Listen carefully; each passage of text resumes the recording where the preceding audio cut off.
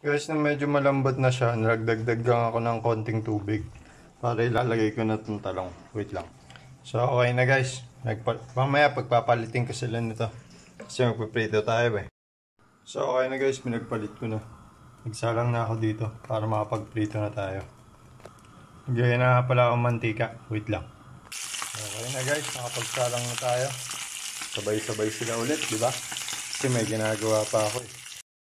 Okay guys. Pwede natin ilagay dyan yung sitaw. Tapos to, iaahon ko na para masalang na to. So, okay na. Balikan natin yan ulit mamaya. Salang ko lang dun yung isang isda. Guys, nabaliktad ko na. Tapos dito, ilalagay natin tong palaya. Wait lang. So, okay na guys. Haluin ko lang muna yung mabuti. Tapos pakuluin natin 5 minutes. So, paano guys? Nakaluto na tayo. Ayun, ahon ko na lang yan. Tapos ito.